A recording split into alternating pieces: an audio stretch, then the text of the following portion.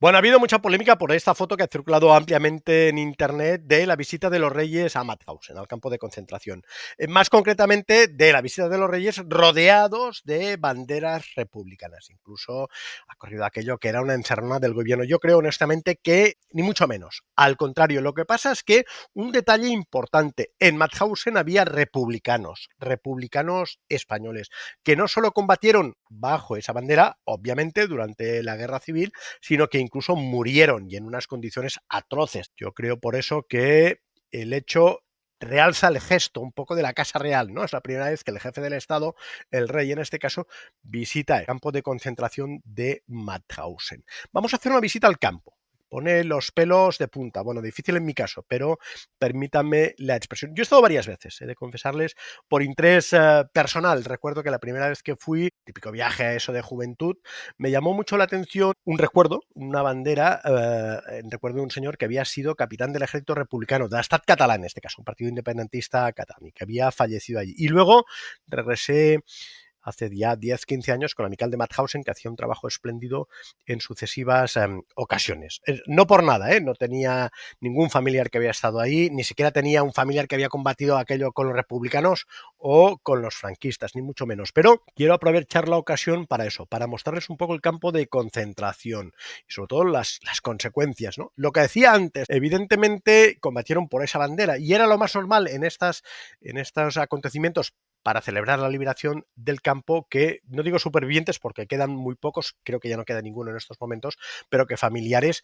fuesen con banderas republicanas, como pueden ver. Solo faltaría lo que decíamos antes, ¿no? Habían combatido por esa bandera. Hay que decir que algunos, tras la liberación, no podían regresar a España, obviamente era una dictadura, muchos fueron repatriados por Francia, además habían sido, en muchos casos habían sido apresados combatiendo por Francia o en las divisiones de trabajo, en las compañías de trabajo francesas. De Gaulle, en este caso, se portó bien. Ya saben que el régimen franquista dijo que no lo reconocían, no había españoles fuera, etcétera, etcétera. Yo recuerdo, es una de las acusaciones que se le hace a Ramón Serrano Suñer, lo que pasa es que Serrano Suñer, todo hay que decirlo, bueno, él tuvo dos hermanos que fueron ejecutados por el bando republicano. Él se salvó de milagro, escapó creo de un hospital, no sé si disfrazado o algo así, ¿no? Y evidentemente para ellos eran los malos. Es decir, si hubieran regresado a España, supongo que habrían sido, hombre, desde luego no habrían muerto en esas condiciones atroces, pero seguramente habrían sido también, no sé, fusilados o encarcelados o lo que sea, ¿no? En todo caso, esa diferencia de las banderas, ¿no? Sobre todo que lo vean, y se honra sobre todo la memoria no de los ciudadanos españoles, sino de los republicanos españoles que se habían quedado un poco sin patria, en tierra de nadie. Esta no es lo que les decía, esto no es la primera vez que me impactó, porque recuerdo perfectamente que era un capitán pues eso, del ejército de la República, Estat Català, independentista, pero había una estelada, ¿no? Las sucesivas veces que he vuelto he buscado precisamente si lo encontraba, sobre todo porque era de San Andreu. Yo, algunos que tienen inmensa paciencia de seguirme aquí o en el anterior canal, ya saben que soy de la Sagrera y Sant Andreu, que decía mi abuela, lo pronunciaba con esa fantástica sinalefa, estaba al lado. De hecho, era el barrio más importante, el núcleo urbano, para entenderlo. Por eso siempre me llamó la atención. Y más placas también, como pueden ver, además en varios idiomas, ¿no? Siempre republicanos españoles. De ahí que el rey salga rodeado de banderas, de familiares de esos supervivientes. Esto es la entrada principal. Hay que decir que la primera vez que ves, esto es un día soleado, no siempre es así, condiciones climáticas muy duras. Esta es la famosa entrada, hay una foto famosa de en la liberación que da relieve también a la importancia que tenían los republicanos, ¿no? Como fuerza clandestina. Los republicanos españoles estaban divididos por nacionalidades, había también muchos soviéticos, unas condiciones todavía mucho peores, si se puede decir, ¿eh? Y había, pues no sé, también yugoslavos, etcétera, ¿no? Pero hay la famosa foto en la que creo que dice que las fuerzas antifascistas dan la bienvenida a las fuerzas liberadoras o a las fuerzas americanas. Esto es la entrada. Los hierros que ven es porque obviamente estaba ahí la esvástica. Cuando llegas desde la distancia, la verdad es que parece no de un castillo medieval, por cierto, también en parte construido por los republicanos españoles, que fueron los primeros que llegaron, sino casi una fortaleza, ¿no? Pero una fortaleza de una película de ciencia ficción. Ridley Scott, bueno, desde luego no es para dar ideas en un lugar tan sagrado, ¿no? Pero parecía eso, ¿eh? Una fortaleza, eso, de un planeta abandonado, para entendernos. Esto es el patio. Esto es el patio interior, la puerta, como pueden ver, es al final, y aquí hacían los recuentos, ¿no? Está hecha la foto desde donde digamos que estaba el centro de mando. Hay alguna anécdota, a mí me la contó algún especialista, el 22 de junio de 1941, cuando la Alemania nazi invade la Unión Soviética, los congregan todos ahí y un poco para celebrarlo, no sé si los tienen 24 horas, imagínense, y además se pensaban, muchos de los que estaban ahí, se pensaban que los iban a matar. Claro, eran rojos, ¿no? Habían invadido la Unión Soviética, era casi de momento un paseo militar, y me acuerdo que alguien me contó que se guarnecían, como pueden ver, en algunos de las zonas, porque si disparaban, bueno, pues al menos esconderse ahí en esas puertas, ¿no? Que no estaban cerradas, o en alguno de los huecos interiores. Esto es un monumento a un general soviético que falleció ahí. De hecho, lo tuvieron 24 horas a la intemperie en pleno invierno y le ven tirando agua helada. De ahí un poco también el monumento. Y obviamente acabó falleciendo de congelación. Los rusos, después de los judíos, los rusos eran en el estrato subhumano de los nazis, estaban los siguientes, ¿eh? Los judíos están debajo de todo, pero luego venían los rusos, a los que consideraban también eso, subhumanos, ¿no? Y además comunistas.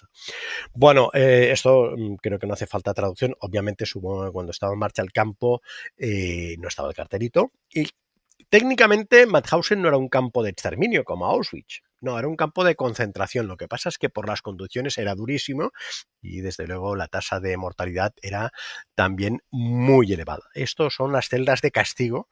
Imagínense estar en Mauthausen. Bueno, pues ya solo falta estar en las celdas de castigo. Este paisaje idílico es la famosa cantera. El campo queda en la parte superior, está quizá a un kilómetro y algo. Digo idílico porque incluso hay un lago, que es este de aquí. No quiero ni imaginar la cantidad de gente que falleció en el lago. De hecho, los echaban, a lo mejor los echaban desde arriba y morían, lógicamente, bueno, por el impacto o ahogados, ¿no? Hay algún monumento, no sé si a un comando británico o a un comando checo, que los pillaron y también los hacían volar. De hecho, a los que los lanzaban los llamaban sarcásticamente paracaidistas, ¿eh? O sea que debe albergar muchos restos humanos. Esto es la vía de acceso desde el campo. Lo único que fíjense en la foto, porque obviamente cuando vas con calzado deportivo, calzado cómodo, y fíjense los desniveles. Es decir, lo difícil que debía ser caminar por ahí en zuecos de madera, para entendernos, o en calzado precario. No solo eso, sino que se lo voy a poner. Esto es la escalera. Son 187 escalones en verano, 186, si no recuerdo mal, la cifra exacta, en invierno por la nieve. Como pueden ver, también muy empinada. Otra visión de la escalera, que es la que sube, ¿eh? Esta es la que va a la vía que les he enseñado antes. Los que trabajaban en la cantera, que era lo peor de lo peor de lo peor, cuando subían tenían que subir una especie de mochila de madera, una piedra de aproximadamente 40 kilos. Es decir, habías estado trabajando todo el día, a lo mejor simplemente con el uniforme, en pleno invierno, temperaturas bajo cero, una alimentación precaria, bueno, nada, caldo, nabos, lo que fuese, ¿no? Y luego además todavía tenían que subir eso. El que caía evidentemente no sobrevivía, lo lanzaban o lo remataban ahí mismo. Vamos a cambiar, porque Mauthausen, luego lo veremos al final, Mauthausen no era solo un campo de concentración, era muchos campos de concentración, tenía muchos subcampos que contribuían, para entendernos, al esfuerzo de guerra de la Alemania nazi, ¿no? Esto es Ebensee, no sé si lo pronuncio bien, una localidad próxima, como pueden ver, como toda localidad austriaca casi idílica.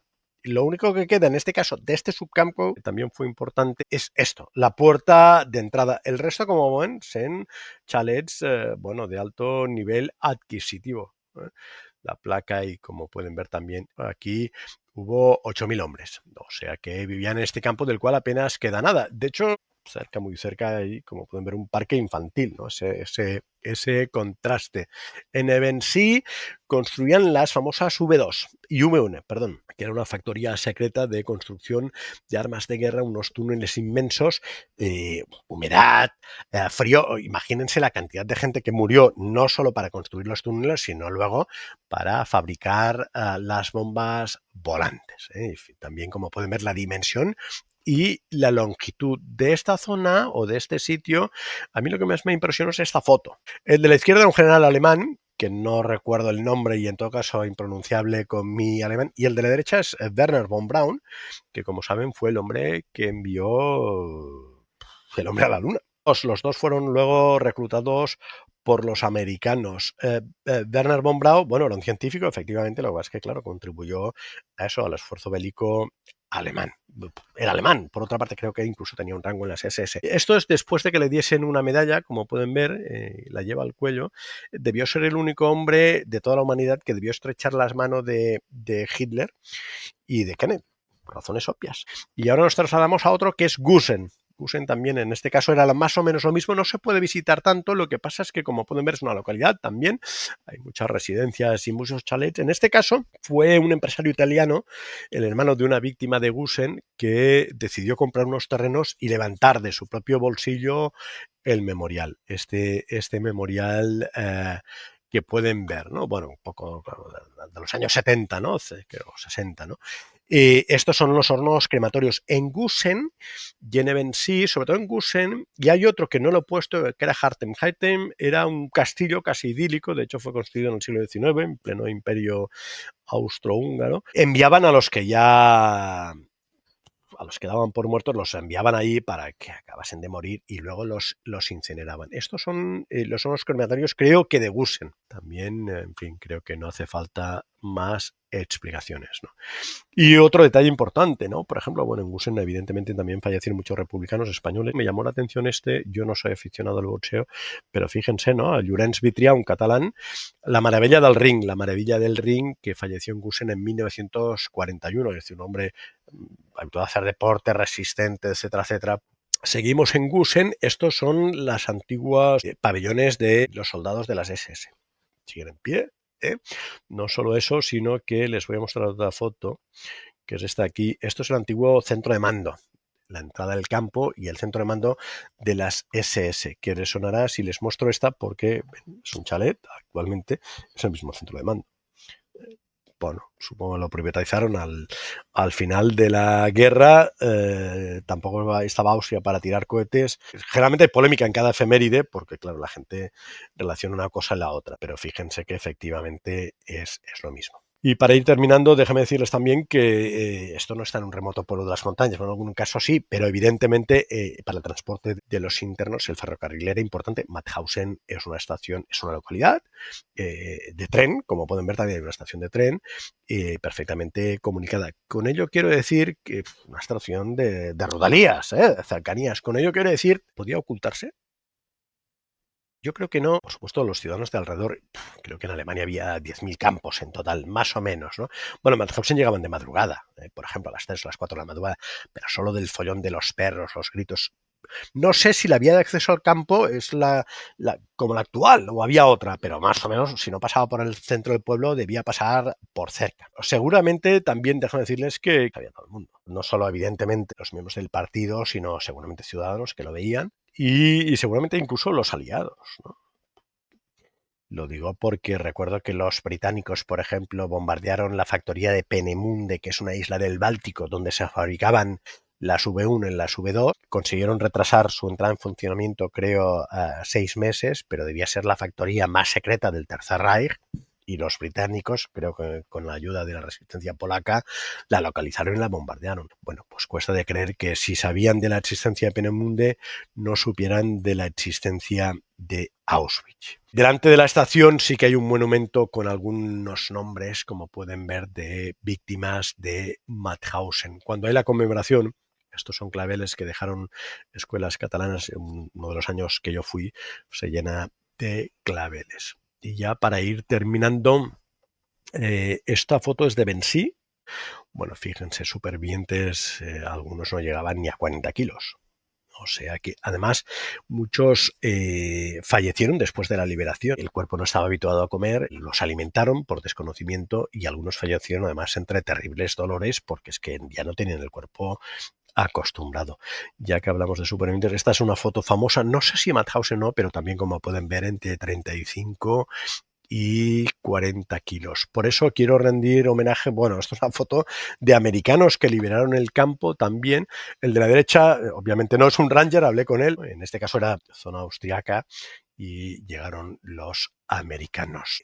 La foto del mapa, lo que les decía un poco antes, como pueden ver, no sé si Benevent a la izquierda de Mauthausen, pero todo esto eran subcampos de Mauthausen, solo de Mauthausen. Es cierto que Mauthausen era uno de los campos importantes, ¿no? Pero bueno, toda esta gente pues debía saberlo. Ya ven que en Gusen hay, incluso en Gusen hay 1, 2 y 3. Estaban repartidos también por toda la zona. Y sobre todo los supervivientes. Estos son supervivientes, no recuerdo si son franceses o yugoslavos. Bueno, yo alguna vez que fui, claro, ya habían, Yugoslavia no existía, había los serbios y los croatas, que obviamente tampoco tenían buena relación entre ellos. Y para terminar también, bueno, ya ven, bandera republicana, el de en medio, yo reconocí a José Alcubierre, que era uno de los supervivientes, su padre falleció ahí, fue uno de los supervivientes de los niños de Mauthausen. Tenían un nombre porque trabajaban en una empresa auxiliar, lo cual les permitía, al ser muy pequeños en este caso, apenas adolescentes, ¿no? 17 o 18 años, más o menos, ¿no? Tenían un pelín mejor de condiciones, una empresa privada. Y el señor de en medio, ya fallecido, Edmond Jimeno, le conocí, le traté, tiene unas memorias excelentes, falleció ya hace años. Había nacido en Caseras, que es un pueblo cataluño tocando ya casi a Castellón. Su padre era republicano, creo que de Marcelí Domingo, republicano aquello catalán, pero de Partido Republicano Español, para entendernos, con el ataque de las tropas franquistas después de la batalla de Ebro, fueron reculando, estuvieron una temporada alojados en el Papiol, pueblo no cerca de aquí, y luego se fueron a Francia. Él tenía 17 años, lo pillaron en un tren y lo mandaron a Alemania, ¿no? Estuvo en varios campos, no estuvo en Mauthausen, pero estuvo en campos también atroces, ¿no? No sé, me contó en Buchenwald, en Dora, etcétera, etcétera. Si tienen ocasión de leer las memorias, háganlo por él y por los supervivientes. Pero como pueden ver, lo de la bandera republicana en este caso no fue una encerrona, yo creo que al contrario, ensalza y realza la figura del rey. Fue un gran gesto. Xavier Rius, mañana más.